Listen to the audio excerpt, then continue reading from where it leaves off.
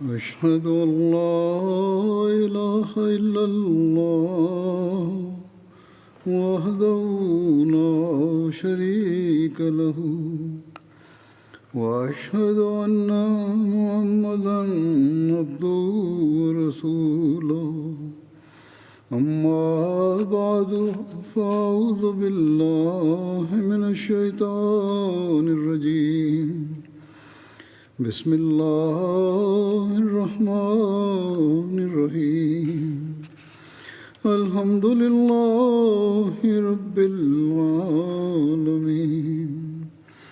الرحمن الرحيم مالك يوم الدين إياك نعبد وإياك نستعين اهدنا الصراط المستقيم صراط الذين أنعمت عليهم غير المغضوب عليهم ولا الضالين.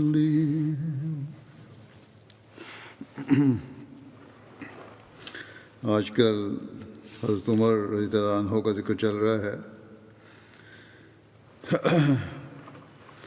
وہ بھی اسی ضمن میں آج بھی بیان کروں گا۔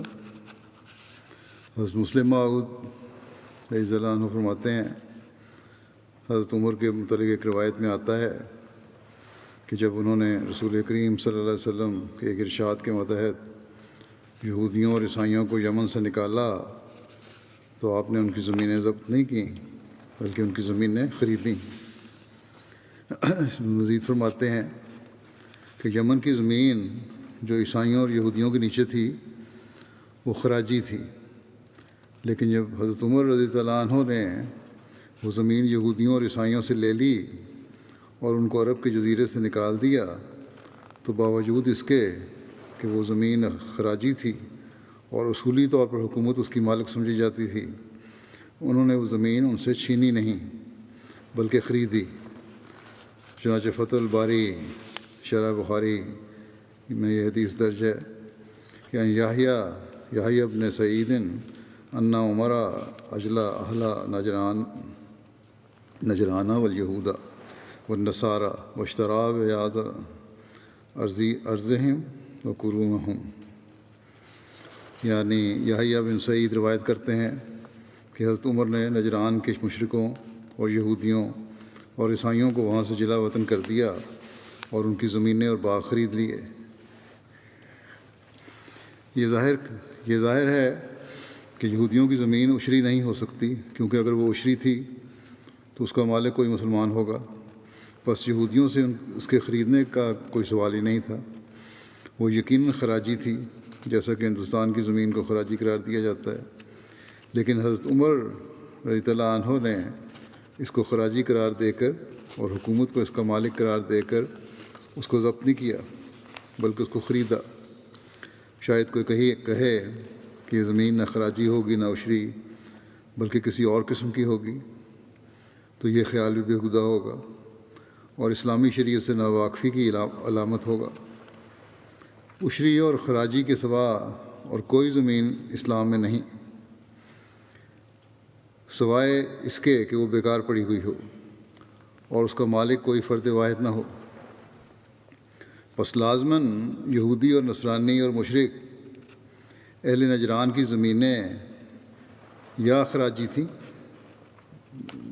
نصرانی مشرک اہل نجران کی زمینیں یا خراجی تھیں یا عشری تھیں، مگر دونوں صورتوں میں ان کا مالک حضرت عمر نے ان کے قابضوں کو قرار دیا اور ان سے وہ زمینیں خریدی گئیں۔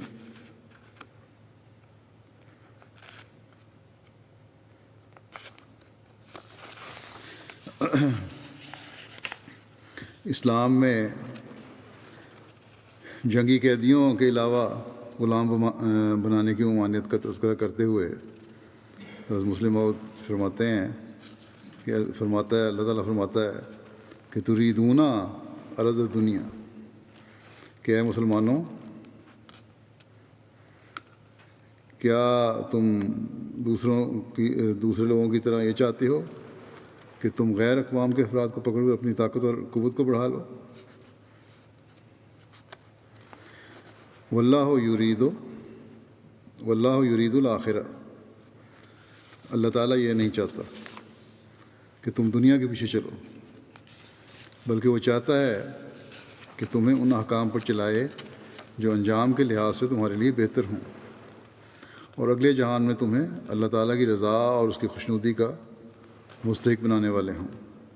اور اللہ تعالیٰ کی رضا اور انجام کے خوشگوار ہونے کے لحاظ سے یہی حکم تمہارے لیے بہتر ہے کہ تم سوائے جنگی قیدیوں کو جنہیں دوران جنگ میں گرفتار کیا گیا ہو اور کسی کو قیدی مت بناؤ۔ گویا جنگی قیدیوں کے سوا اسلام میں کسی قسم کے قیدی بنانے ناجائز گویا جنگی قیدیوں کے سوا اسلام میں کسی قسم کے قیدی بنانے جائز نہیں۔ اس حکم پر شروع اسلام میں سختی کے ساتھ عمل کیا جاتا تھا کہ حضرت عمر رضی اللہ تعالیٰ عنہ کے عہد خلافت میں ایک دفعہ یمن کے لوگوں کا ایک وفد آپ کے پاس آیا اور اس نے شکایت کی کہ اسلام سے پہلے ہم کو مسیحیوں نے بلا کسی جنگ کے یوں ہی زور سے غلام بنا لیا تھا، ورنہ ہم آزاد قبیلہ تھے، ہمیں اس غلامی سے آزاد کرایا جائے۔ حضرت عمر رضی اللہ عنہ نے فرمایا کہ گو یہ اسلام سے پہلے کا واقعہ ہے، مگر پھر بھی میں اس کی تحقیقات کروں گا، اگر تمہاری بات درست ثابت ہوئی تو تمہیں فوراً آزاد کرا دیا جائے گا، لیکن اس کے برخلاف مسلم اور مقابلہ کر رہے ہیں اب آج کل کے یورپ کا۔ یہ تو اسلامی تعلیم تھی جس پہ عمل کروایا حضرت عمر نے، یا اس بارے میں ان کو تسلی کروائی، لیکن اس کے برخلاف یورپ میں کیا ہوتا ہے؟ یورپ اپنی تجارتوں اور زراعتوں کے فروغ کے لیے 19ویں صدی کے شروع تک غلامی کو جاری رکھتا چلا گیا۔ اس میں کوئی شبہ نہیں کہ اسلام کی تاریخ سے غیر اسلامی غلامی کا بھی پتہ لگتا ہے، مگر پھر بھی غلاموں کے ذریعے سے ملکی طور پر تجارتی یا صنعتی ترقی کرنے کا کہیں پتہ نہیں چلتا۔ اسلام میں کوئی تصور نہیں۔ ایک دفعہ حضرت عمر کے زمانے میں بہت سخت قحط پڑ گیا،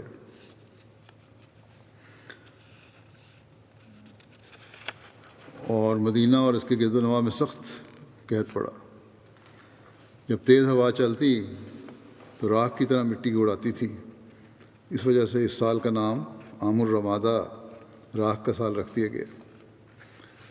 عوف بن حارث اپنے والد سے روایت کرتے ہیں کہ اس سال کا نام عام الرمادہ یعنی راکھ کا سال رکھا گیا، اس لیے کہ ساری زمین بارش نہ ہونے کی وجہ سے سیاہ ہو کر راکھ کی مشابہ ہو گئی تھی، اور یہ کیفیت 9 ماہ رہی۔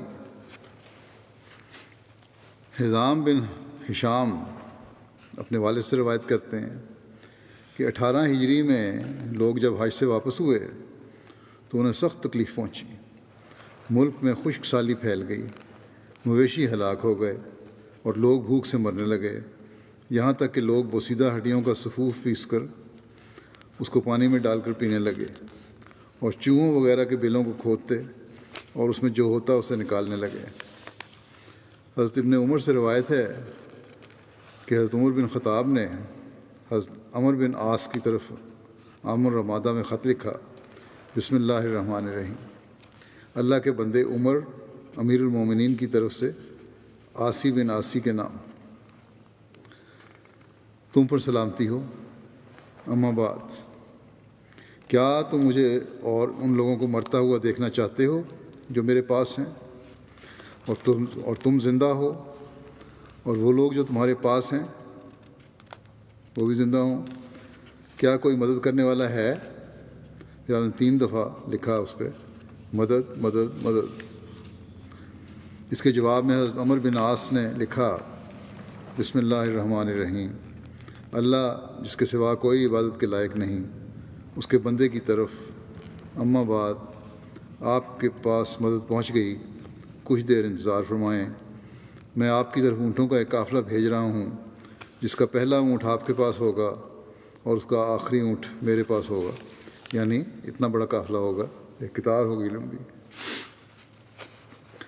والی مصر حضرت عمر بن عاص نے اناج اور غلے کے 1000 اونٹ بھیجے، گھی اور کپڑے وغیرہ اس کے علاوہ تھے۔ والی عراق حضرت سعد نے 3000 اونٹ اناج اور غلے کے بھیجے، کپڑے وغیرہ اس کے علاوہ تھے۔ والی شام حضرت امیر معاویہ نے 2000 اونٹ غلے کے بھیجے اور کپڑے وغیرہ اس کے علاوہ تھے۔ جب پہلا غلہ آیا تو حضرت عمر بن خطاب نے حضرت زبیر بن عوام سے فرمایا، تم قافلے کو روک کر اہل بادیہ کی طرف پھیر دو، گاؤں کے رہنے والے ہیں ان کی طرف ان کو پہلے دو اور ان لوگوں میں تقسیم کر دو۔ بخدا ممکن ہے رسول اللہ صلی اللہ علیہ وسلم کی صحبت کے بعد اس سے افضل کوئی شے تمہیں حاصل نہ ہوئی ہوگی۔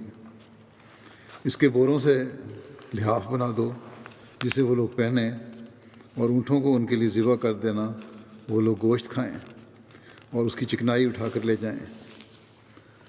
تم انتظار نہ کرنا کہ وہ کہیں کہ ہم لوگ بارش کے آنے تک انتظار کریں گے، وہ لوگ آٹا پکائیں اور جمع کریں یہاں تک کہ اللہ ان کے لیے کشادگی کا حکم لائے۔ حضرت عمر یعنی کچھ پکائیں کھائیں اور کچھ جو ہے وہ اسٹور بھی کر لیں۔ حضرت عمر کھانا تیار کرواتے اور ان کا منادی اعلان کرتا کہ جو شخص چاہتا ہے کہ وہ کھانے کے وقت حاضر ہو اور کھانا چاہے تو وہ ضرور ایسا کرے، اور جو پسند کرتا ہے کہ جو کھانا اس کے لیے اور اس کے گھر والوں کے لیے کفایت کرے تو وہ آئے اور وہ لے جائے۔ حضرت عمر لوگوں کو شرید روٹی کو توڑ کر شوربے میں ڈال کر کھانا جو ہے تیار ہوتا ہے کھلاتے تھے۔ یہ روٹی ہوتی تھی جس کے ساتھ زیتون کا سالن ہوتا تھا جو فوراً دیگوں میں پکایا جاتا تھا۔ اونٹ ذبح کیے جاتے تھے۔ حضرت عمر بھی سب لوگوں کے ساتھ مل کر کھاتے تھے جس طرح وہ کھاتے تھے۔ عبداللہ بن زید بن اسلم اپنے دادا اسلم سے روایت کرتے ہیں کہ حضرت عمر مسلسل روزے رکھتے رہے۔ عام الرمادہ کے زمانے میں شام کے وقت حضرت عمر کے پاس روٹی لائی جاتی جو زیتون کے تیل کے ساتھ ملی ہوتی تھی۔ لوگوں نے ایک روز اونٹ ذبح کر کے لوگوں کو کھلائے۔ انہوں نے حضرت عمر کے لیے عمدہ حصہ رکھ لیا۔ جب حضرت عمر کے پاس وہ حصہ لایا گیا تو اس میں کوہان اور کلیجی کے ٹکڑے تھے۔ حضرت عمر نے دریافت فرمایا کہ یہ کہاں سے آئے؟ تو بتایا گیا کہ اے امیر المومنین، یہ ان اونٹوں سے ہے جو آج ہم نے ذبح کیے تھے۔ آپ نے فرمایا افسوس افسوس، میں کیا ہی برا نگران ہوں گا اگر اس کا اچھا حصہ میں کھاؤں اور لوگوں کو اس کا ردی حصہ کھلاؤں۔ یہ پیالہ اٹھا لو اور ہمارے لیے اس کے علاوہ کوئی اور کھانا لاؤ۔ چنانچہ روٹی اور زیتون کا تیل لایا گیا۔ آپ نے روٹی اپنے ہاتھ سے توڑی اور اسے شرید بنایا۔ پھر آپ نے اپنے غلام سے فرمایا، اے یرفع، تمہارا بھلا ہو، یہ پیالہ سمک میں گھر والوں کے پاس لے جاؤ۔ سمک بھی مدینہ کے قریب کھجوروں کا ایک باغ تھا جس کے مالک حضرت عمر تھے۔ انہوں نے اس باغ کو وقف کیا ہوا تھا۔ فرمایا کہ 3 دن سے میں نے حضرت عمر نے فرمایا کہ 3 دن سے میں نے ان کو کچھ نہیں دیا اور میرا خیال ہے کہ خالی پیٹ ہوں گے، یہ ان کے سامنے پیش کر دو۔ حضرت ابن عمر سے مروی ہے کہ قحط کے دنوں میں حضرت عمر نے ایک نیا کام کیا جسے وہ نہ کیا کرتے تھے۔ وہ یہ تھا کہ لوگوں کو عشاء کی نماز پڑھا کر اپنے گھر میں داخل ہو جاتے اور آخر شب تک مسلسل نماز پڑھتے رہتے۔ پھر آپ باہر نکلتے اور مدینہ کے اطراف میں چکر لگاتے رہتے۔ ایک رات سحری کے وقت میں نے ان کو یہ کہتے ہوئے سنا کہ اللہم لا تجعل ہلاک امت محمد علی یدی، کہ اے اللہ میرے ہاتھوں محمد صلی اللہ علیہ وسلم کی امت کو ہلاکت میں نہ ڈالنا۔ محمد بن یحییٰ بن حبان بیان کرتے ہیں کہ قحط کے ایام میں حضرت عمر کے پاس ایک دفعہ چربی میں ڈوبی ہوئی روٹی لائی گئی۔ آپ نے ایک بدوی کو اپنے پاس بلایا اور وہ آپ کے ساتھ بیٹھ کر کھانا کھانے لگا۔ وہ جلدی جلدی پیالے کے کناروں سے چربی لینے لگا۔ اس پر حضرت عمر نے فرمایا، تم تو ایسے کھا رہے ہو جیسے کبھی چربی نہیں دیکھی۔ اس نے کہا، بے شک میں نے کئی دنوں سے نہ گھی کھایا ہے اور نہ زیتون، اور نہ ہی کسی کو یہ کھاتے دیکھا ہے۔ یہ بات سن کر حضرت عمر نے قسم کھائی کہ وہ نہ تو گوشت چکھیں گے اور نہ ہی گھی، یہاں تک کہ لوگ پہلے کی طرح خوشحال ہو جائیں۔ ابن طاؤس اپنے والد سے روایت کرتے ہیں کہ حضرت عمر نے نہ گوشت کھایا اور نہ ہی گھی، یہاں تک کہ لوگ خوشحال ہو گئے۔ اور گھی وغیرہ نہ کھانے اور صرف تیل کھانے کی وجہ سے آپ کا پیٹ گڑگڑاتا تھا۔ آپ کہتے، یعنی اپنے مخاطب کر کے پیٹ کو، کہ تم گڑگڑاتے رہو، اللہ کی قسم تمہیں کچھ اور نہیں ملے گا تا وقت کہ لوگ خوشحال نہ ہو جائیں اور پہلے جیسا کھانا شروع نہ کر دیں۔ ایاز بن خلیفہ کہتے ہیں کہ میں نے قحط کے سال حضرت عمر کو دیکھا، آپ کا رنگ سیاہ ہو گیا تھا، حالانکہ پہلے آپ کا رنگ سفید تھا۔ ہم کہتے یہ کیسے ہوا؟ تو راوی نے بتایا کہ حضرت عمر ایک عربی آدمی تھے، وہ گھی اور دودھ کا استعمال کرتے تھے۔ جب لوگوں پر قحط آیا تو انہوں نے یہ چیزیں اپنے اوپر حرام کر لیں یہاں تک کہ لوگ خوشحال ہو جائیں۔ حضرت عمر نے تیل کے ساتھ کھانا کھایا جس سے آپ کا رنگ تبدیل ہو گیا، اور جب فاقہ کشی کی تو یہ رنگ مزید تبدیل ہو گیا۔ اسامہ بن زید بن اسلم نے اپنے دادا سے روایت کی کہ ہم لوگ کہا کرتے تھے کہ اگر اللہ نے قحط رفع نہ کیا تو حضرت عمر مسلمانوں کی فکر میں مر ہی جائیں گے۔ زید بن اسلم اپنے والد سے روایت کرتے ہیں کہ قحط کے زمانے میں سارے عرب سے لوگ مدینہ آئے۔ حضرت عمر نے لوگوں کو حکم دیا تھا کہ وہ ان کا انتظام کریں اور انہیں کھانا کھلائیں۔ مدینہ کے چاروں طرف حضرت عمر نے مختلف اصحاب کی ڈیوٹی لگا دی تھی، جو ایک ایک لمحہ کی خبر شام کو جمع ہو کر آپ کو دیتے تھے۔ صبح سے لے کے شام تک جو خبریں بھی ہوتی تھیں شام کو آپ کے پاس لائی جاتی تھیں، آپ کو پہنچائی جاتی تھی وہ خبر۔ مدینہ کے مختلف علاقوں میں بدوی لوگ آئے ہوئے تھے۔ ایک رات جب لوگ رات کا کھانا کھا چکے تو حضرت عمر نے فرمایا کہ جنہوں نے ہمارے ساتھ رات کا کھانا کھایا ہے ان کا شمار کرو۔ چنانچہ ان کا شمار کیا گیا تو 7,000 کے قریب افراد تھے۔ پھر آپ نے فرمایا کہ جو نہیں آئے انہیں اور مریضوں اور بچوں کو بھی شمار کرو۔ جب گنتی کی گئی تو وہ 40,000 کی تعداد تھی۔ چند دن بعد یہ تعداد بڑھ گئی، دوبارہ گنتی کی گئی، جو لوگ آپ کے ساتھ کھانا کھا رہے تھے ان کی تعداد 10,000 اور دوسروں کی تعداد 50,000 ہو گئی۔ اسی طرح سلسلہ چلتا رہا یہاں تک کہ اللہ تعالیٰ نے بارش نازل فرما دی۔ جب بارش ہوئی تو میں نے حضرت عمر کو دیکھا کہ آپ نے اپنے عاملین کو حکم دیا کہ سب لوگوں کا ان کے اپنے اپنے علاقے میں واپسی کا انتظام کریں اور انہیں غلہ اور سواریاں بھی مہیا کریں۔ راوی کہتے ہیں میں نے دیکھا کہ حضرت عمر بنفس نفیس میں لوگوں کو روانہ کرنے کے لیے آتے تھے۔ جب حالات ٹھیک ہو گئے، ارد گرد کے لوگ آ گئے تھے بھوک سے تنگ آ کے، شہر میں کھانا ان کو ملتا تھا یہاں، جب حالات ٹھیک ہو گئے، بارشیں ہو گئیں اور زراعت وغیرہ ہو سکتی تھی،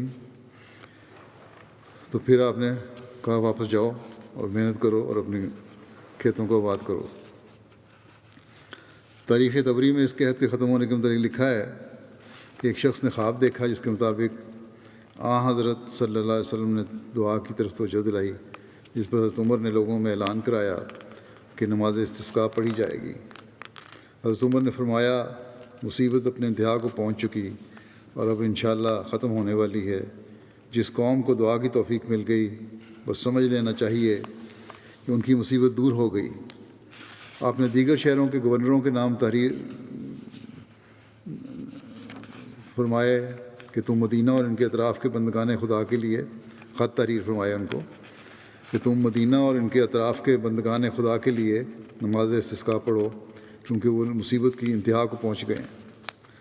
حضرت عمر نے مسلمانوں کو نماز استسقاء کے لیے باہر میدان میں جمع کیا اور حضرت عباس کو لے کر حاضر ہوئے، مختصر خطبہ پڑھا اور نماز پڑھائی، پھر دو دانہ ہو کر بیٹھے اور دعا شروع کی، اللہم ایاک نعبد و ایاک نستعین اللہم اغفر لنا وارحمنا وارض عنا۔ اے اللہ ہم صرف تیری عبادت کرتے ہیں اور تجھ سے ہی مدد کے خواہاں ہیں۔ اے اللہ ہمیں معاف فرما، ہم پر رحم کر اور ہم سے راضی ہو جا۔ اس کے بعد آپ واپس لوٹے. ابھی گھر نہیں پہنچ پائے تھے کہ میدان میں بارش کی وجہ سے تالاب بن گیا. ایک روایت کے مطابق حضرت عمر نے دعا کرتے ہوئے عرض کیا کہ اے اللہ، تیرے نبی صلی اللہ علیہ وسلم کے زمانے میں جب ہم پر خشک سالی ہوتی تو ہم تیرے نبی کے واسطے بارش کی دعا کیا کرتے تھے تو ہم پر بارش برساتا تھا. آج ہم تجھے تیرے نبی صلی اللہ علیہ وسلم کے چچا کا واسطہ دے کر دعا کر رہے ہیں، بس تو ہماری یہ قحط سالی ختم کر دے اور ہم پر بارش نازل فرما. چنانچہ لوگ ابھی اپنی جگہوں سے ہٹے نہ تھے کہ بارش برسنی شروع ہو گئی. عبداللہ بن ابراہیم پھر مسجد نبی میں ذکر آتا ہے کہ چٹائیاں بچھانے کا سلسلہ کب شروع ہوا. پہلے لوگ اسی طرح نماز پڑھتے تھے اور فرش پہ یا کچی جگہ پہ نماز پڑھتے تھے، ماتھے پر مٹی لگ جایا کرتی تھی. اس کے بعد پھر چٹائیوں کا رواج ہوا. اس بارے میں عبداللہ بن ابراہیم سے روایت ہے کہ سب سے پہلے مسجد نبوی میں جس نے چٹائی بچھائی وہ حضرت عمر بن خطاب تھے. پہلے لوگ جب اپنا سر سجدے سے اٹھاتے تو اپنے ہاتھ جھاڑا کرتے تھے. اس پر آپ نے چٹائیاں بچھانے کا حکم دیا جو عقیق سے لائی گئیں اور مسجد نبوی میں بچھائی گئیں. عقیق بھی ایک وادی کا نام ہے جو مدینہ کے جنوب مغرب سے شروع ہو کر شمال مغرب تک تقریباً 150 کلومیٹر تک پھیلی ہوئی وادی ہے. بہت بڑی وادی کہتے ہیں. حضرت عمر کے زمانے میں 17 ہجری میں مسجد نبوی کی توسیع بھی ہوئی تھی. حضرت عبداللہ بن عمر سے مروی ہے کہ رسول اللہ صلی اللہ علیہ وسلم کے دور میں مسجد کچی اینٹوں سے بنی ہوئی تھی جس کی چھت کھجور کی ٹہنیوں اور پتوں سے بنی ہوئی تھی اور ستون کھجور کے تنوں کے تھے. حضرت ابوبکر صدیق رضی اللہ عنہ نے اس کو اسی حال میں رہنے دیا اور اس میں کوئی توسیع یا تبدیلی نہ کی. حضرت عمر نے اس کی تعمیر نو اور توسیع کروائی مگر اس کی حیت اور طرز تعمیر میں کوئی تبدیلی نہ کرائی. انہوں نے بھی اسے اسی طرح کے طرز تعمیر سے بنوایا. چھت پہلے کی طرح کھجور کے پتوں ہی کی رہی. انہوں نے صرف ستون لکڑی کے ڈلوا دیے. حضرت عمر نے 17 ہجری میں مسجد کی تعمیر کو اپنی زیر نگرانی مکمل کروایا. اس توسیع کے بعد مسجد کا رقبہ 100x100 ذرا یعنی تقریباً 50x50 میٹر سے بڑھ کر 140x120 ذرا تقریباً 70x60 میٹر ہو گیا. اس روایت سے ظاہر ہوتا ہے کہ حضرت ابوبکر کے دور میں بھی مسجد نبوی وہی رہی جو کہ رسول اللہ صلی اللہ علیہ وسلم کے عہد میں تھی. تاہم حضرت عمر کی تعمیر نو کے ساتھ اس میں کافی توسیع ہو گئی تھی. ابو سعید خدری کی روایت ہے کہ حضرت عمر نے حکم دیا کہ مسجد نبوی کی تعمیر نو کی جائے اور لوگوں کو بارش سے بچانے کا بندوبست کیا جائے. تاہم سرخ و سفید تزئین سے اجتناب کیا جائے کیونکہ یہی تزئین انسان کو مصائب میں دوچار کر دیتی ہے. حضرت عمر نے کفایت شاری سے کام لیا اور مسجد کو اسی طرز پر استوار کیا جیسا کہ رسول اللہ صلی اللہ علیہ وسلم کے دور مبارک میں ہوا کرتی تھی. مسجد کی توسیع کرتے وقت انہیں اس سے ملکہ مکانات حاصل کرنے پڑے جو کہ شمال، جنوب اور مغربی جانب تھے. کچھ لوگوں نے بردا اور رغبت اپنی زمینیں مسجد کے لیے ہبہ کر دیں اور کچھ کے لیے حضرت عمر کو افہام و تفہیم اور مالی ترغیب کا طریقہ اختیار کرنا پڑا. اس طرح کچھ زمین آپ کو خرید کر مسجد میں شامل کرنا پڑی. حضرت عمر کے زمانے میں مردم شماری کا رواج بھی شروع ہوا یا آپ نے کروائی اور راشننگ سسٹم بھی خوراک کے لیے مقرر ہوا. اس بارے میں حضرت مسلم موعود رضی اللہ عنہ نے لکھا ہے کہ اسلامی حکومت اس ضمن میں کہ اسلامی حکومت کا نظم و نسق کس طرح چلتا تھا اور کیا کیا تبدیلیاں ہوئیں، کیا کیا نئی باتیں پیدا ہوئیں، شروع کی گئیں انتظامی معاملات میں. اب لکھتے ہیں کہ رسول کریم صلی اللہ علیہ وسلم نے مدینے میں آ کر پہلا کام یہی کیا تھا کہ جائیداد والوں کو بے جائیداد والوں کا بھائی بنا دیا. انصار جائیدادوں کے مالک تھے اور مہاجر بے جائیداد تھے. رسول کریم صلی اللہ علیہ وسلم نے انصار اور مہاجرین دونوں میں مواخات قائم فرما دی اور ایک ایک جائیداد والے کو ایک ایک بے جائیداد والے سے ملا دیا، اور اس میں بعض لوگوں نے اتنا غلو کیا کہ دولت تک الگ رہی، دولت تو الگ رہی، بعض کی اگر 2 بیویاں تھیں تو انہوں نے اپنے مہاجر بھائیوں کی خدمت میں یہ پیشکش کی کہ وہ ان کی خاطر اپنی ایک بیوی کو طلاق دینے کو تیار ہیں، وہ ان سے بے شک شادی کر لیں۔ یہ مساوات کی پہلی مثال تھی جو رسول کریم صلی اللہ علیہ وسلم نے مدینے میں جاتے ہی قائم فرمائی، کیونکہ حکومت کی بنیاد دراصل مدینے میں ہی پڑی تھی۔ اس زمانے میں زیادہ دولتیں نہ تھیں، یہی صورت تھی کہ امیر اور غریب کو اس طرح ملا دیا جائے کہ ہر شخص کو کھانے کے لیے کوئی چیز مل سکے۔ پھر ایک جنگ کے موقع پر رسول کریم صلی اللہ علیہ وسلم نے اس طریق کو استعمال فرمایا، گو اس کی شکل بدل دی۔ ایک جنگ کے موقع پر آپ کو معلوم ہوا کہ بعض لوگوں کے پاس کھانے کی کوئی چیز نہیں رہی، یا اگر ہے تو بہت کم، اور بعض کے پاس کافی چیزیں ہیں۔ تو یہ صورتحال دیکھ کر رسول کریم صلی اللہ علیہ وسلم نے فرمایا کہ جس کے پاس جو کوئی چیز ہے وہ لے آئے اور ایک جگہ جمع کر دی جائے۔ چنانچہ سب چیزیں لائی گئیں اور آپ نے راشن مقرر کر دیا۔ گویا یہاں بھی وہی طریقہ آ گیا کہ سب کو کھانا ملنا چاہیے۔ جب تک ممکن تھا سب لوگ الگ الگ کھاتے رہے، مگر جب یہ امر ناممکن ہو گیا اور خطرہ پیدا ہو گیا کہ بعض لوگ بھوکے رہنے لگ جائیں گے، تو رسول کریم صلی اللہ علیہ وسلم نے فرمایا کہ اب تمہیں علیحدہ کھانے کی اجازت نہیں، اب سب کو ایک جگہ سے برابر کھانا ملے گا۔ یہ موقع کے مناسبت کے لحاظ سے فیصلہ ہوا تھا، کوئی سوشلزم کا یا کمیونزم کا نظریہ نہیں قائم کیا گیا تھا۔ بہرحال صحابہ کہتے ہیں کہ رسول کریم صلی اللہ علیہ وسلم کے اس حکم پر ہم نے اس سختی سے عمل کیا کہ اگر ہمارے پاس ایک کھجور بھی ہوتی تو ہم اس کو کھانا سخت بددیانتی سمجھتے تھے، اور اس وقت تک چین نہیں لیتے تھے جب تک کہ اس کو اسٹور میں داخل نہیں کر دیتے تھے۔ یہ دوسرا نمونہ تھا جو رسول کریم صلی اللہ علیہ وسلم نے دکھایا۔ جب تک کہ حالات خراب تھے اس وقت تک یہ اسی طرح ہوتا تھا، اور یہ نمونہ قائم کیا آپ نے۔ پھر رسول کریم صلی اللہ علیہ وسلم کے زمانے میں دولت بھی آئی اور خزانوں کے منہ اللہ تعالیٰ نے اسلام کے لیے کھول دیے، مگر اللہ تعالیٰ چاہتا تھا کہ اس بارے میں تفصیلی نظام رسول کریم صلی اللہ علیہ وسلم کے بعد جاری ہو، تا لوگ یہ نہ کہہ دیں کہ یہ صرف رسول کریم صلی اللہ علیہ وسلم کی خصوصیت تھی، کوئی اور شخص اسے جاری نہیں کر سکتا۔ جب دولتیں آ گئیں تو پرانا نظام جاری ہو گیا، لیکن اس کا بعد میں بھی اس کو اللہ تعالیٰ نے جاری کرنے کا انتظام فرمایا۔ وہ کس طرح؟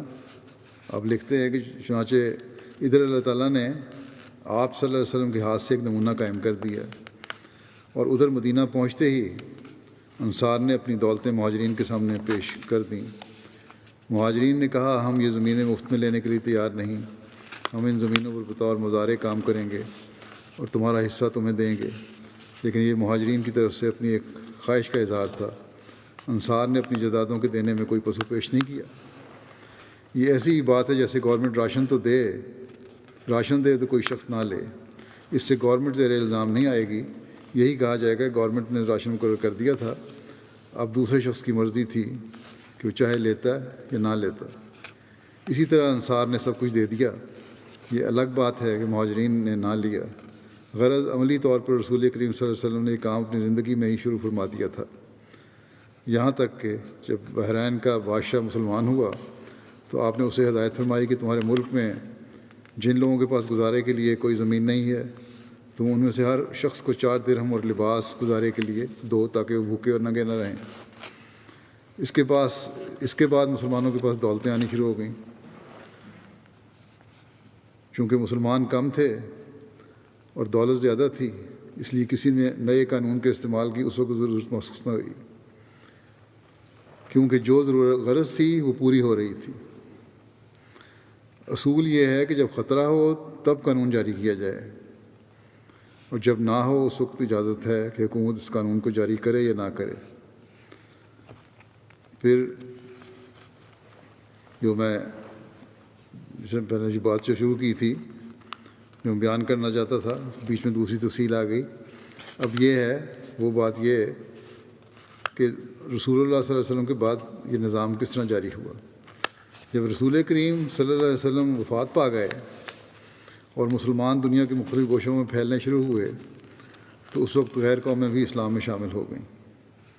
عرب لوگ تو ایک جتھا اور ایک قوم کی شکل میں تھے اور وہ آپس میں مساوات بھی قائم رکھتے تھے۔ جب اسلام مختلف گوشوں میں پہنچا اور مختلف قومیں اسلام میں داخل ہونی شروع ہوئیں تو ان کے لیے روٹی کا انتظام بڑا مشکل ہو گیا۔ آخر حضرت عمر رضی اللہ عنہ نے تمام لوگوں کی مردم شماری کرائی اور راشننگ سسٹم قائم کر دیا، جو بنو امیہ کے عہد تک جاری رہا۔ یورپین مورخ بھی تسلیم کرتے ہیں کہ سب سے پہلی مردم شماری حضرت عمر رضی اللہ عنہ نے کروائی تھی، اور وہ یہ بھی تسلیم کرتے ہیں کہ حضرت عمر نے یہ سب سے پہلی مردم شماری رعایا سے دولت چھیننے کے لیے نہیں بلکہ ان کی غذا کا انتظام کرنے کے لیے جاری کی تھی۔ اور حکومتیں تو اس لیے مردم شماری کراتی ہیں مردم شماری کراتی ہیں کہ لوگ قربانی کے بکرے بنیں اور فوجی خدمات بجا لائیں، مگر حضرت عمر نے اس لیے مردم شماری نہیں کرائی کہ لوگ قربانی کے بکرے بنیں، بلکہ اس لیے کرائی کہ ان کے پیٹ میں روٹی ڈالی جائے، یہ دیکھا جائے کہ کتنے لوگ ہیں اور خوراک کا کتنا انتظام کرنا ہے۔ چنانچہ مردم شماری کے بعد تمام لوگوں کو ایک مقررہ نظام کے ماتحت غذا ملتی، اور جو باقی ضروریات رہ جاتی ان کے لیے انہیں ماہوار کچھ رقم دے دی جاتی، اور اس بارے میں اتنی احتیاط سے کام لیا جاتا تھا کہ حضرت عمر کے زمانے میں جب شام فتح ہوا اور وہاں سے زیتون کا تیل آیا بے شمار، تو آپ نے ایک دفعہ لوگوں سے کہا، ہر ایک کو زیتون کا تیل ملنے لگ گیا، تو آپ نے لوگوں سے کہا کہ زیتون کے استعمال سے میرا پیٹ پھول جاتا ہے۔ یعنی حضرت عمر نے کو خود بھی ملتا تھا، اس میں سے تیل لیتے تھے، تو آپ نے کہا کہ زیتون کا استعمال جب میں کروں زیادہ تو میرا پیٹ پھول جاتا ہے، تم مجھے اجازت دو کہ میں بیت المال سے اتنی ہی قیمت کا گھی لے لیا کروں، جتنی قیمت کا زیتون ہے اتنی قیمت کا گھی لے لیا کروں، اور زیتون کیونکہ میری صحت کے لیے ٹھیک نہیں ہے۔ غرض یہ پہلا قدم تھا جو اسلام میں لوگوں کی ضروریات کو پورا کرنے کے لیے اٹھایا گیا، اور ظاہر ہے کہ اگر یہ نظام قائم ہو جائے تو اس کے بعد کسی اور نظام کی ضرورت نہیں رہتی، کیونکہ سارے ملک کی ضروریات کی ذمہ دار حکومت ہوگی۔ ان کا کھانا، ان کا پینا، ان کا پہننا، ان کی تعلیم، ان کی بیماریوں کا علاج اور ان کی رہائش کے لیے مکانات کی تعمیر، یہ سب کا سب اسلامی حکومت کے ذمہ ہوگا۔ اور اگر یہ ضروریات پوری ہوتی رہیں تو کسی بیمہ وغیرہ کی ضرورت نہیں رہتی۔ بیمے اس لیے لوگ کرواتے ہیں نا کہ بعد میں ہم نے بچوں کے لیے کچھ چھوڑ جائیں یا اپنی ضروریات جب کمائی نہیں کر سکتے ضروریات پوری کر سکیں بڑھاپے میں، تو اگر حکومت یہ ذمہ داری لے لے تو پھر کسی بیمے کی ضرورت نہیں رہتی۔ پھر مسلمان دیکھتے ہیں کہ مگر بعد میں آنے والوں نے یہ کہنا شروع کر دیا کہ یہ بادشاہ کی مرضی پر منحصر ہے، وہ چاہے تو کچھ دے اور چاہے تو نہ دے، اور چونکہ ابھی اسلامی تعلیم پوری طور پر راسخ نہیں ہوئی تھی، وہ لوگ پھر کیسر و کسرا کے طریق کی طرف مائل ہو گئے، جس طرح دوسرے بادشاہ کرتے تھے وہی طریق پھر رائج ہو گیا۔ اسلامی حکومت کے ہر شخص کے لیے روٹی کپڑے کے انتظام کرنے کے بارے میں مسلم مزید فرماتے ہیں کہ اسلامی حکومت میں جب وہ اموال کی مالک ہوئی تو اس نے ہر ایک شخص کی روٹی کپڑے کا انتظام کیا۔ چنانچہ وہی بیان ہوا ہے کہ حضرت عمر رضی اللہ عنہ کے زمانے میں جب نظام مکمل ہوا تو اس وقت اسلامی تعلیم کے ماتحت ہر فرد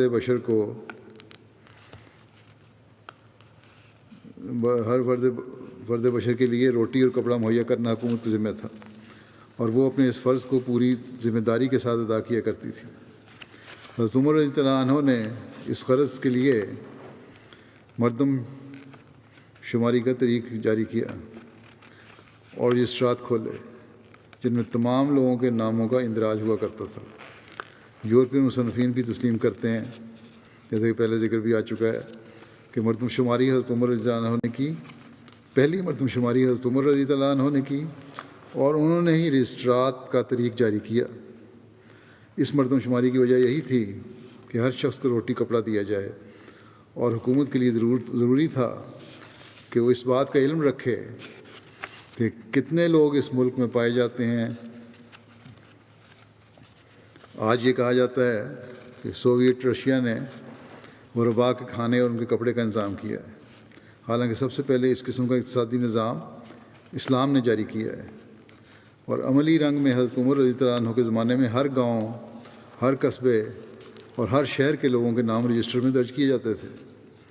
ہر شخص کی بیوی، اس کے بچوں کے نام اور ان کی تعداد درج کی جاتی تھی، اور پھر ہر شخص کے لیے غذا کی بھی ایک حد مقرر کر دی گئی تھی، تاکہ تھوڑا کھانے والے بھی گزارا کر سکیں اور زیادہ کھانے والے بھی اپنی خواہش کے مطابق کھا سکیں۔ تاریخوں میں ذکر آتا ہے کہ حضرت عمر رضی اللہ عنہ نے ابتدا میں جو فیصلے فرمائے ان میں دودھ پیتے بچوں کا خیال نہیں رکھا گیا تھا، اور ان کو اس وقت غلہ وغیرہ کی صورت میں مدد ملنا شروع ہوتی تھی جب مائیں اپنے بچوں کا دودھ چھڑا دیتی تھیں۔ جیسا کہ گزشتہ خطبے میں نے بیان کیا تھا، ایک رات حضرت عمر رضی اللہ عنہ لوگوں کے حالات معلوم کرنے کے لیے گشت لگا رہے تھے کہ ایک خیمے میں سے کسی بچے کے رونے کی آواز آئی۔ حضرت عمر رضی اللہ عنہ وہاں ٹھہر گئے، مگر بچہ تھا کہ روتا چلا جاتا تھا، اور ماں اسے سبکیاں دے رہی تھی تاکہ وہ سو جائے۔ جب بہت دیر ہو گئی تو حضرت عمر رضی اللہ عنہ اس خیمے کے اندر گئے اور عورت سے کہا کہ تم بچے کو دودھ کیوں نہیں پلاتی؟ یہ کتنی دیر سے رو رہا ہے؟ عورت نے آپ کو پہچانا نہیں، اس نے سمجھا کوئی عام شخص ہے، چنانچہ اس نے جواب میں کہا کہ تمہیں معلوم نہیں؟ عمر نے فیصلہ کر دیا کہ دودھ پینے والے بچے کو غذا نہ ملے، ہم غریب ہیں، ہمارا گزارا تنگی سے ہوتا ہے، میں نے اس بچے کا دودھ چھڑا دیا ہے تاکہ بیت المال سے اس کا غلہ بھی مل سکے۔ اب اگر یہ روتا ہے تو روئے عمر کی جان کو جس نے ایسا قانون بنایا ہے۔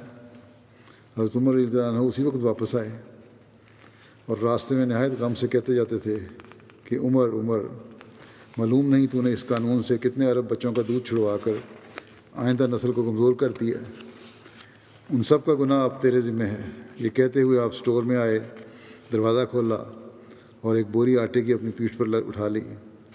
کسی شخص نے کہا لائیے میں اس بوری کو اٹھا لیتا ہوں۔ حضرت عمر رضی اللہ عنہ نے کہا نہیں، غلطی میری ہے، اب ضروری ہے کہ اس کا خمیازہ بھی میں ہی بھگتوں۔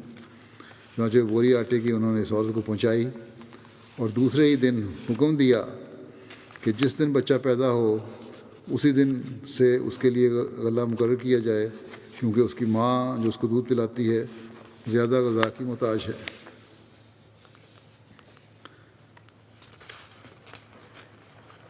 پھر حضرت مسلم موعود فرماتے ہیں کہ اسلام ہی ہے جس نے ملکی حقوق بھی قائم کیے ہیں۔ اسلام کے نزدیک ہر فرد کی خوراک، رہائش اور لباس کی ذمہ دار حکومت ہے، اور اسلام نے ہی سب سے پہلے اس اصول کو جاری کیا ہے۔ اب دوسری حکومتیں بھی اس کی نقل کر رہی ہیں، مگر پورے طور پر نہیں۔ بیمے کیے جا رہے ہیں، فیملی پینشنیں دی جا رہی ہیں، مگر یہ کہ جوانی اور بڑھاپے دونوں میں خوراک اور لباس کی ذمہ دار حکومت ہوتی ہے۔ یہ اصول اسلام سے پہلے کسی مذہب نے پیش نہیں کیا۔ دنیاوی حکومتوں کی مردم شماریاں اس لیے ہوتی ہیں تا ٹیکس لیے جائیں یا فوجی بھرتی کے متعلق یہ معلوم کیا جائے کہ ضرورت کے وقت کتنے نوجوان مل سکتے ہیں، مگر اسلامی حکومت میں سب سے پہلی مردم شماری جو حضرت عمر رضی اللہ عنہ کے زمانے میں کروائی گئی تھی، وہ اس لیے کروائی گئی تھی تاکہ تمام لوگوں کو کھانا اور کپڑا مہیا کیا جائے، اس لیے نہیں کہ ٹیکس لگایا جائے یا یہ معلوم کیا جائے کہ ضرورت کے وقت فوج کے لیے کتنے نوجوان مل سکیں گے، بلکہ وہ مردم شماری محض اس لیے تھی کہ تا ہر فرد کو کھانا اور کپڑا مہیا کیا جائے۔ اور اس میں کوئی شبہ نہیں کہ ایک مردم شماری رسول کریم صلی اللہ علیہ وسلم کے زمانے میں بھی ہوئی تھی، مگر اس وقت ابھی مسلمانوں کو حکومت حاصل نہیں ہوئی تھی، اس لیے اس مردم شماری کا مقصد محض مسلمانوں کی تعداد معلوم کرنا تھی۔ جو مردم شماری اسلامی حکومت کے زمانے میں سب سے پہلے ہوئی وہ حضرت عمر کے زمانے میں ہوئی، اور اس لیے ہوئی تاکہ ہر فرد کو کھانا اور کپڑا مہیا کیا جائے۔ یہ کتنی بڑی اہم چیز ہے جس سے تمام دنیا میں امن قائم ہو جاتا ہے۔ صرف یہ کہہ دینا کہ درخواست دے دو، اس پر غور کیا جائے گا، اسے ہر انسان کی غیرت برداشت نہیں کر سکتی کہ درخواستیں منگوائی جائیں پھر غور کیا جائے۔ اس لیے اسلام نے یہ اصول مقرر کیا ہے کہ کھانا اور کپڑا حکومت کے ذمہ ہے، اور یہ ہر امیر اور غریب کو دیا جائے گا، خواہ وہ کروڑ پتی ہی کیوں نہ ہو، خواہ وہ آگے کسی اور کو ہی کیوں نہ دے دے، تاکہ کسی کو یہ محسوس نہ ہو کہ اسے ادنا خیال کیا جاتا ہے۔ جب امیروں کو ملے گا تو امیر بھی اگر تقویٰ پہ چلنے والے ہیں تو پھر آگے وہ ضرورت مندوں کو دیں گے بجائے اس سے فائدہ اٹھانے کے۔ حضرت عمر کے زمانے میں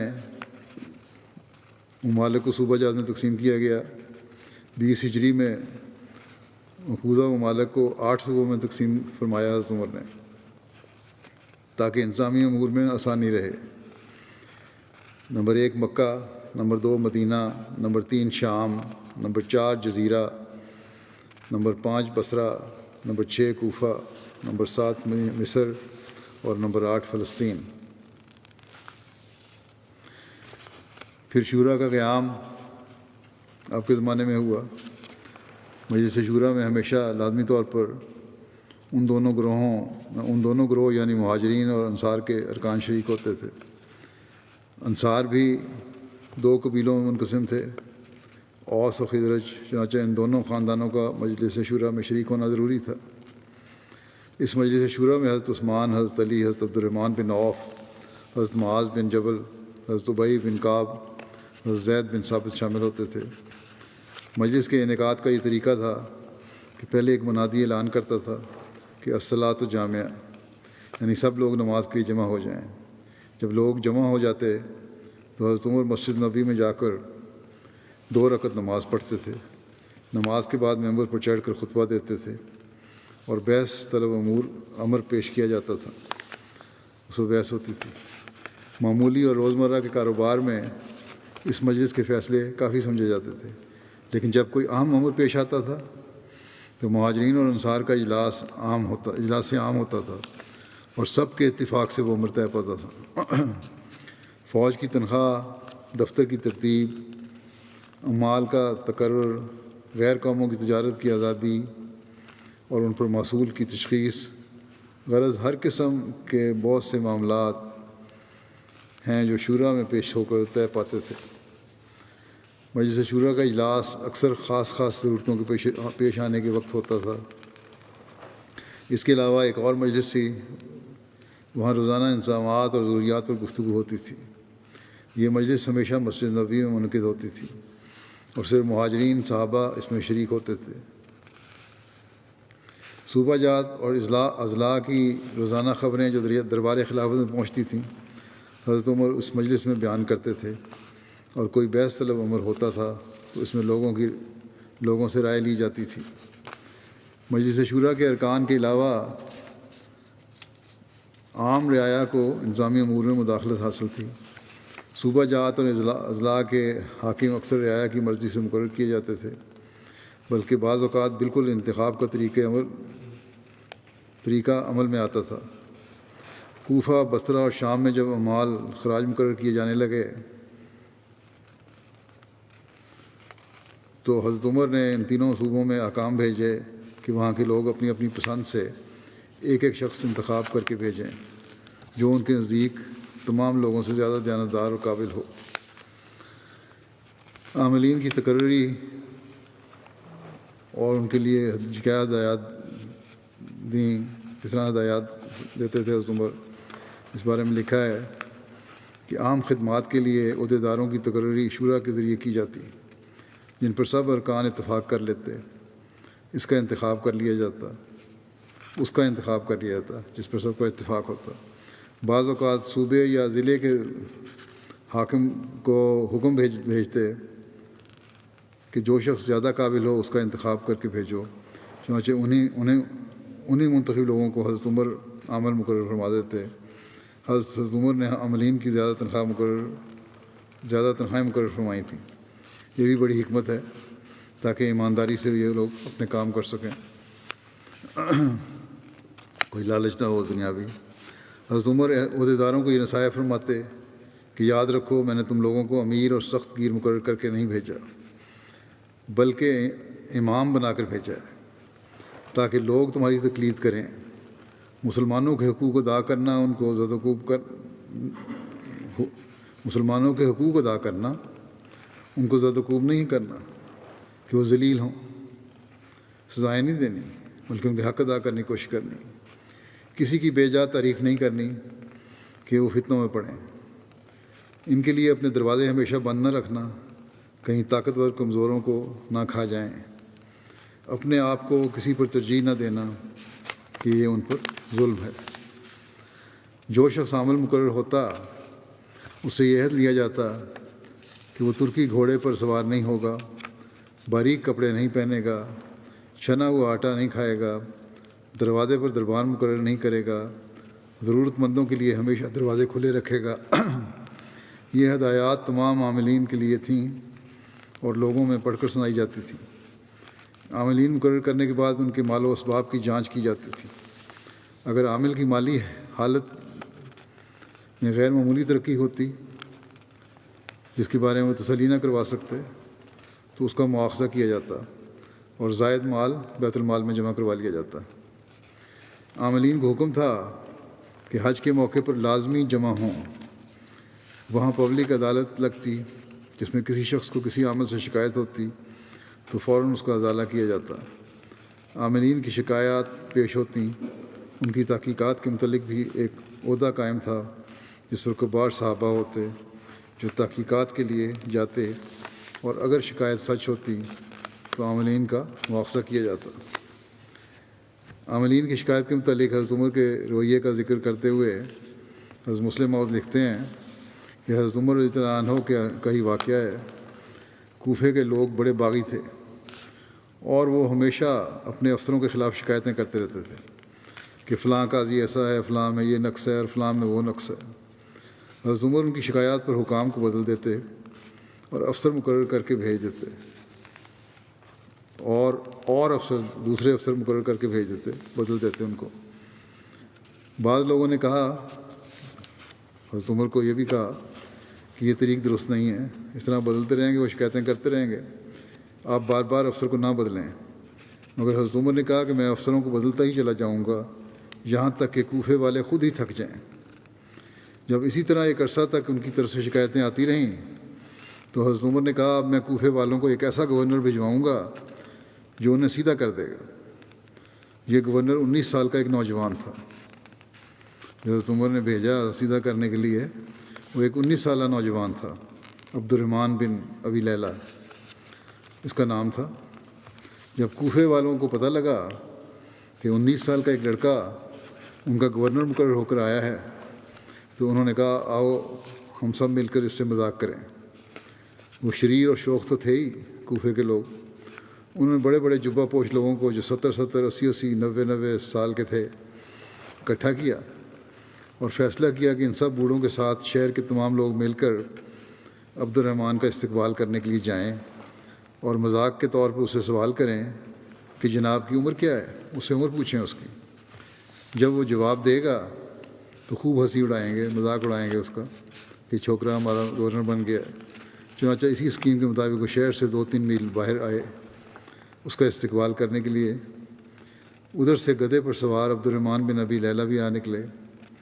کوفہ کے تمام لوگ صفیں باندھ کر کھڑے تھے اور سب سے اگلی قطار میں بوڑھے سرداروں کی تھی۔ جب عبد الرحمن بن ابی لیلہ قریب پہنچے تو ان لوگوں نے پوچھا کیا آپ ہی ہمارے گورنر مقرر ہو کر آئے ہیں؟ اور عبد الرحمن آپ ہی کا نام ہے؟ انہوں نے کہا ہاں۔ اس پر ان میں سے ایک بہت بوڑھا آدمی آگے بڑھا اور اس نے کہا جناب کی عمر؟ عبد الرحمن نے کہا میری عمر؟ تم میری عمر کا اندازہ اس سے لگا لو کہ جب رسول کریم صلی اللہ علیہ وسلم نے اسامہ بن زید کو 10,000 صحابہ کا سردار بنا کر بھیجا تھا جس میں ابو بکر اور عمر بھی شامل تھے، تو جو عمر اس وقت اسامہ بن زید کی تھی اس سے 1 سال میری عمر زیادہ ہے۔ یہ سنتے ہی جیسے اوس پڑ جاتی ہے، وہ سب پیچھے ہٹ گئے، شرمندہ ہو کے پیچھے ہٹ گئے، اور انہوں نے ایک دوسرے سے کہا کہ جب تک یہ لڑکا یہاں رہے خبردار تم نہ بولنا ورنہ یہ کھال ادھیڑ دے گا۔ چنانچہ انہوں نے بڑے عرصے تک گورنری کی اور کوفہ والے ان کے سامنے بول نہیں سکتے تھے۔ پھر محاصل کا نظام، حضرت عمر نے عراق اور شام کی فتوحات کے بعد خراج کے نظم و نسق کی طرف توجہ کی۔ جو زمینیں بادشاہوں نے مقامی باشندوں سے جبراً چھین کر درباریوں اور امراء کو دی تھیں وہ مقامی لوگوں کو واپس دی گئیں، اور ساتھ ہی حضرت عمر نے حکم جاری فرما دیا کہ اہل عرب جو ان ملکوں میں پھیل گئے ہیں زراعت نہیں کریں گے، یعنی کہ عرب لوگ جو ہیں وہ زراعت نہیں کریں گے۔ اس کا یہ فائدہ تھا کہ جو زراعت کے متعلق تجربہ مقامی لوگوں کا تھا، عرب اس سے واقف نہ تھے۔ مقامی ہر علاقے کی زراعت کا اپنا طریقہ ہے، تو اس لیے یہ حکم تھا کہ باہر کے جو آئے ہوئے ہیں وہ زراعت نہیں کریں گے بلکہ زراعت مقامی لوگ ہی کریں گے۔ خراج پہلے لوگوں سے زبردستی لیا جاتا تھا۔ حضرت عمر نے خراج کے قواعد مرتب کرنے کے بعد خراج کی وصولی کا طریق بھی نہایت نرم کر دیا اور نئی ترامیم کی۔ ذمیوں کا بہت خیال رکھتے تھے، خراج کی وصولی کے وقت باقاعدہ دریافت فرماتے کسی سے زیادتی تو نہیں ہوئی۔ ذمی رعایا سے جو پارسی یا عیسائی تھے ان سے رائے طلب کرتے اور ان کی آراء کا لحاظ کیا کرتے تھے۔ زراعت کی ترقی کے لیے حضرت عمر نے بے آواز زمینوں کے متعلق فرمایا کہ جو ان کو آباد کرے گا وہ اس کی ملکیت ہوگی۔ اس کے لیے 3 سال کا وقت مقرر کیا گیا۔ نہریں جاری کی گئیں، محکمہ آبپاشی قائم کیا گیا جو تالاب تیار کروانے وغیرہ کا کام بھی کرتا تھا۔ تو اس طرح تاکہ زراعت بہتر ہو، یہ کام تھے چند جو ابھی میں نے گنوائے ہیں۔ ابھی ذکر حضرت عمر کا چل رہا ہے، انشاءاللہ آئندہ بیان ہوں گے۔ ایک اعلان بھی میں کرنا چاہتا ہوں، وہ یہ کہ احمدیہ انسائکلوپیڈیا ایک بنائی گئی ہے، اس کو آج لانچ کیا جائے گا۔ مرکزی شعبہ احمدیہ آرکائیو اور ریسرچ سینٹر نے یہ بنائی ہے۔ کچھ عرصہ پہلے انہوں نے اس پر کام کا آغاز کیا تھا، اور اللہ تعالیٰ کے فضل سے اب یہ ویب سائٹ افراد جماعت کے لیے آن لائن مہیا کی جا رہی ہے۔ اس تک رسائی جو ہے وہ www.ahmadipedia.org پر ہو سکتی ہے، جہاں ایک سرچ انجن کی طرز پر ہوم پیج مواد تلاش کرنے کے لیے کھل جائے گا۔ اسے نہایت سادہ اور استعمال کے لیے آسان رکھا گیا ہے۔ جماعتی کتب، شخصیات، واقعات، عقائد اور امارات کے حوالے سے بنیادی معلومات مہیا کی گئی ہیں۔ ہر انٹری کے ساتھ متعلقہ ویب سائٹس، ویڈیوز اور جماعتی اخبارات سے مضامین کے لنک فراہم کیے گئے ہیں تاکہ تفصیلی معلومات ان ذرائع سے حاصل کی جا سکیں۔ تفصیلات کے لیے دیے گئے ان لنکس کا ایک فائدہ یہ بھی ہوگا کہ جماعت احمدیہ کی دیگر ویب سائٹس تک بھی صارفین کو رسائی حاصل ہوگی اور وہ تمام اخبارات اور رسائل سے استفادہ کر سکیں گے۔ دنیا بھر میں پھیلے احباب جماعت کے پاس بہت سی مفید معلومات ہیں جو کہیں ریکارڈ شدہ نہیں۔ احمدی پیڈیا کی ویب سائٹ پر ایک آپشن کنٹریبیوٹ کے نام سے بھی دی گئی ہے، جہاں وہ کسی بھی موضوع پر اپنی معلومات یا شواہد یا دستاویزات مہیا کر سکیں گے۔ یہ نہیں کہ خود براہ راست ڈال دیں، بلکہ وہ اس کی انتظامیہ کو مہیا کریں گے۔ اس مہیا کردہ مواد پر تحقیق اور تصدیق کے بعد اسے متعلقہ موضوع کی انٹری میں شامل کر دیا جائے گا۔ اس طرح یہ ویب سائٹ تمام جماعت کے تعاون سے جاری و ساری رہنے والا پروجیکٹ بنے گی اور انشاءاللہ ہر احمدی کے لیے فائدہ مند ہوگی۔ اگر کسی کو ویب سائٹ پر کوئی مطلوبہ مواد نہ ملے تو وہ احمدی پیڈیا سے رابطہ کر سکے گا، اور پھر یہ لوگ ویب سائٹ پر مطلوبہ مواد مہیا کرنے کا انتظام کریں گے۔ پھر یہ کہتے ہیں کہ اگرچہ تمام معلومات مصدقہ ذرائع سے مہیا کی گئی ہیں، تاہم اگر کسی صارف کے پاس ایسے شواہد ہوں جو کسی بھی معلومات کے برعکس ہوں تو ہمیں ایسے شواہد مہیا کریں تاکہ بعد تحقیق جماعت کی تاریخ کو مصدقہ طور پر محفوظ کرنے کا انتظام کیا جا سکے۔ اس ویب سائٹ کی تیاری کے لیے تمام ٹیکنیکل مراحل مرکزی شعبہ آئی ٹی نے بحسن و خوبی سر انجام دیے ہیں اور بڑی محنت کی ہے شعبہ آئی ٹی نے اس کے لیے، جس میں ان کا مستقل عملے کے علاوہ والنٹیئرز بھی شامل ہیں۔ مواد کی تیاری کے لیے مرکزی شعبہ آرکائیو کے مربیان اور والنٹیئرز نے بڑی محنت کی ہے، اور حصول مواد، اردو سے ترجمہ، مواد کی اپلوڈنگ، غرض تمام کاموں میں انتھک محنت سے کام کیا ہے ان سب نے، جو بھی کام کرنے والے ہیں اس ویب سائٹ کے لیے۔ اللہ تعالیٰ ان سب کو جزا بھی دے، اور جمعہ کے نماز کے بعد انشاءاللہ آج ہی میں اس کو لانچ بھی کروں گا۔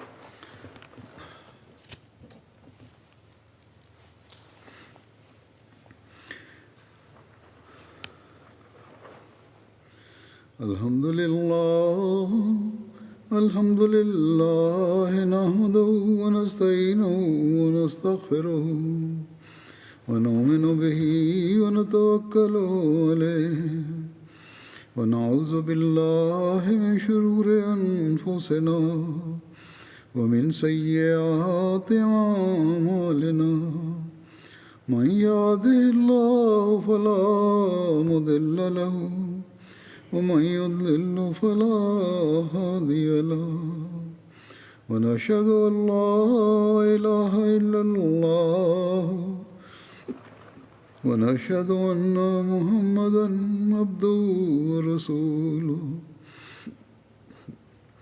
عباد الله رحمكم الله إن الله يأمر بالعدل والإحسان وإيتاء ذي القربى وينهى عن الفحشاء والمنكر والبغي يعظكم لعلكم تذكرون اذكروا الله يذكركم وادعوه يستجب لكم ولذكر الله أكبر۔